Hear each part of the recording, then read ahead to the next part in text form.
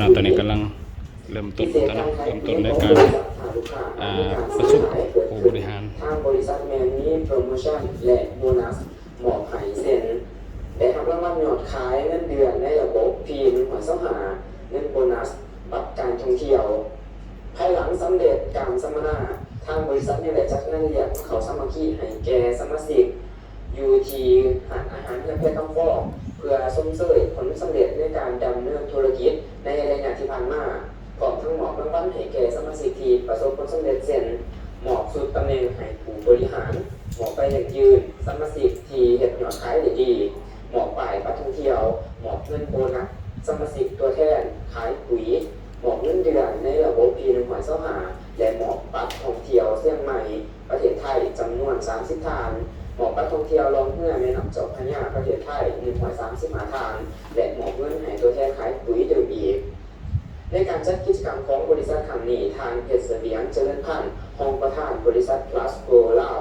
ให้รู้ว่าการจัดกิจกรรมครั้งนี้มีความสำคัญหลายเพราะมีหลายกิจกรรมเจ้าสบายดีเนาะ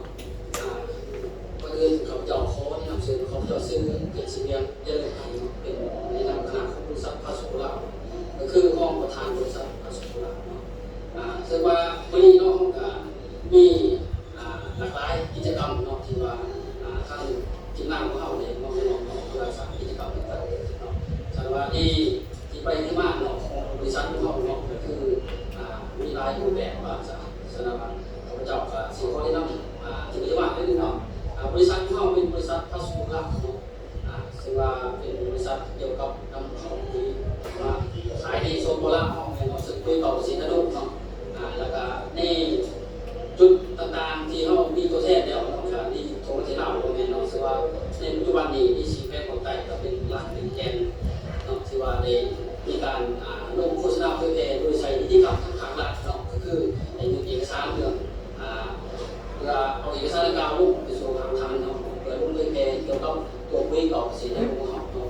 แสดงว่าเราก็มีตัวแทนเนาะภาคพื้นฐานเนาะก็คือพื้นที่บริเวณซึ่งว่าลงพร้อมกับภาครัฐเนาะ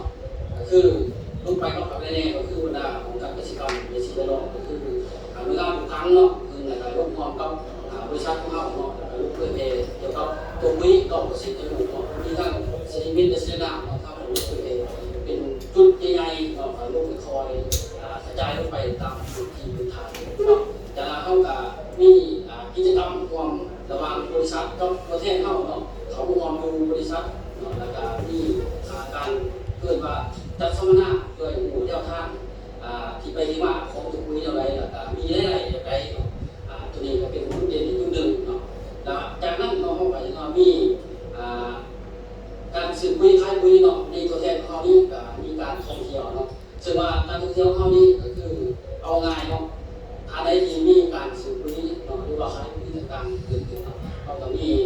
พาไปเที่ยวเนาะซึ่งว่ามีหลายกิจกรรมที่เขาได้สั่งแล้วคือผ่านมาเนาะเรื่อยๆเขาก็ไปเที่ยวที่พัทยาเนาะพัทยาแล้วก็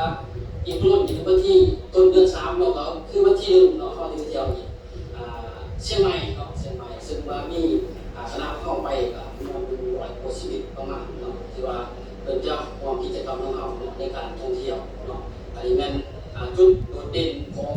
พาสปูเขาเนาะคือขึ้นไปสู่ขาขึ้นไปสู่สมาชิกเราเนี่ยขึ้นไปสู่เศร้าเกษตรกรเนาะซึ่งว่าเขาซื้อสินค้าไปแล้วเขาซื้อปุ๋ยไปแล้วได้นำใส่แล้วก็ได้ผลลัพธ์แล้วแต่ว่าสิ่งที่ตอบแทนมากคือเกิดว่าการเพื่อนได้กินเนาะเพื่อนได้กินอาหารแล้วแล้วก็ได้ผลลัพธ์แล้วแล้วก็ยังให้กำไรตัวเองคือได้เป็นเที่ยวเนาะบริษัทนี้เนาะแต่ซึ่งเป็นจุดเด่นเนาะคือว่าเขาขึ้นกำไรสู่ลูกค้าพ่อแม่สมาชิกพ่อแม่เนาะสำหรับคือวันนี้เนี่ยเรามีประจำสมาชิกเขาต้องของกิจกรรมเขาคือการเยี่ยมเนาะไปสมาคมซึ่งว่าจะบอกไปในงานแรกเนาะในงานแรกเนาะเพื่อว่าไปยืนหลังจากไปยืนแล้วก็มีงานปาร์ตี้กินเลี้ยงเนาะก็คือให้บรรดาสมาชิกผู้เป็นสื่อปุ๋ยใส่ปุ๋ยหรือเป็นตัวแทนท่านได้เข้าเพื่อนว่ารางวัลนำใจเนาะที่ว่าได้มีการร่วมกิจกรรมกับบริษัทพาสุลาวเนาะจากนั้นก็คือเนาะเขายังสิมีการท่องเที่ยวอีกหลายรูปแบบเนาะ ที่ว่ามันจะเกิดขึ้นที่ว่าที่เราเชียงใหม่เนาะไปเที่ยวทะเลอีกหนึ่งรอบเนาะแล้วก็ไปกินปูเยี่ยมเนาะซึ่งอยู่ประเทศไทยแล้วก็มีไป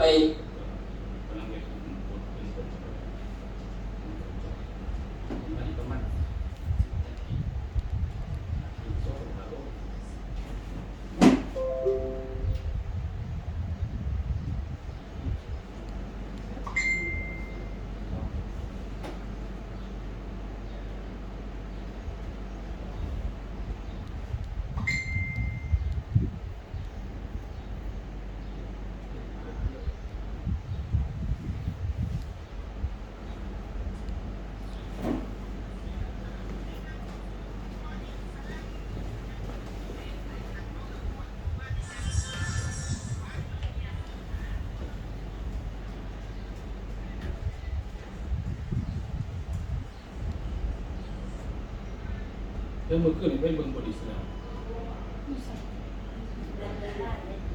เขาก็ได้คนทั้งรถตั้งแต่วงเวียนมากทั้งนี้ตั้งแต่สนามแดงเอง นาโคล่าเต็มเบิด น้ำหนึ่งหมดเลย มันมีหลายไปสื่อปี300,000 600,000เขาก็ได้สักเงินจะซื้อไปเหยียบเขาจนได้แล้วลงก้นจนว่า ส่วนนี้ตัวละ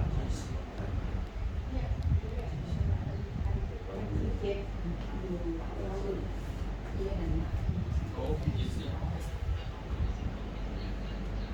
ก็ไม่หาที่สมองไม่หาเลยทางซีซั่นเขาคนเป็นยี่สิบสองมีคนเก่งมีคนเก่งมีคนรู้ที่กรุงเทพเรียนใหญ่ออกไปเลย นั่นจะสิทานอันนี้นะก็ได้ไปวางเข้าไปนะแต่ว่า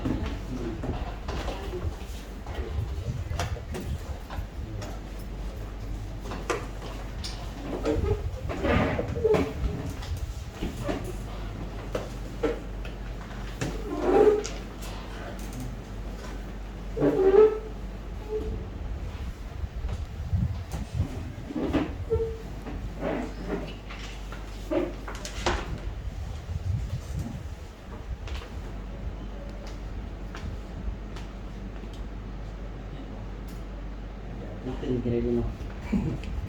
เดี๋ยวอ้ายกันนะ อย่าตึงนะเว้นกัน เดี๋ เดี๋ ย ยว ว ก็เดี๋ยวอ้ายกันนะ สองสาม มันจะเกิดเป็นคือ จะว่าอากาศร้อนสิโตสิไม่ดีค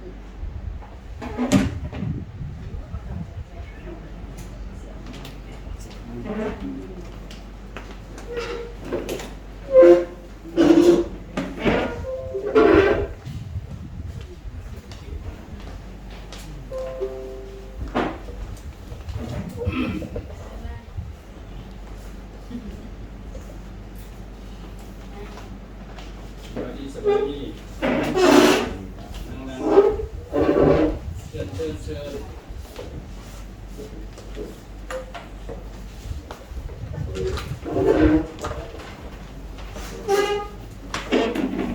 ฟังเข้ามาอยู่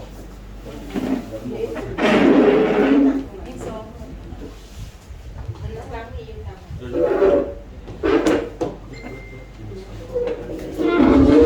เป็นคนนั้นคน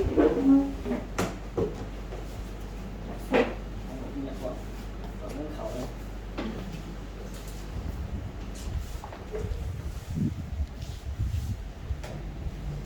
จักแผงเบิ้งมีซอกซ่ามีซอกซ่าโอเค ตัวทุ่มๆเราเลย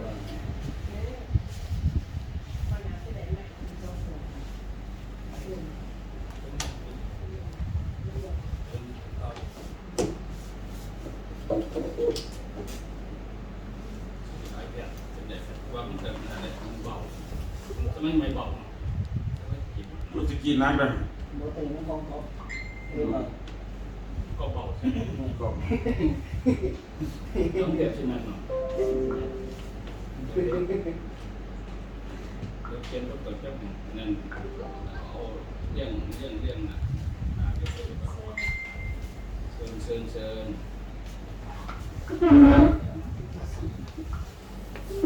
ไม่นั่ง ยัน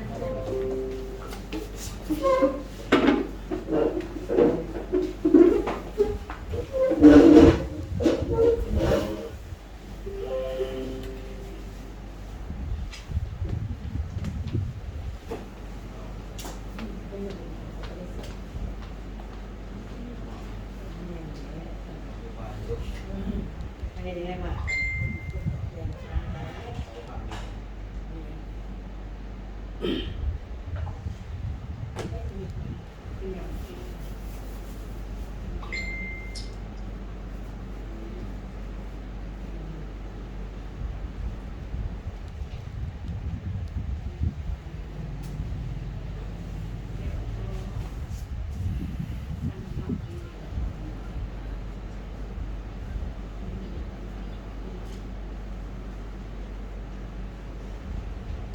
ฉันได้เนี่ยเว้ยเนี่ยก็สิแค่ใส่กระดานเป็นไปนะเอาเริ่มได้บอกเริ่มได้ใส่ทดลองได้บอกก่อนเปิดหมวกเปิดงานเอาเพื่อได้เขียนหานะหาเอาพวกของมาใส่นั่นมันตุกเท่เลยซื้อมาเปิดเท่เลยเพราะ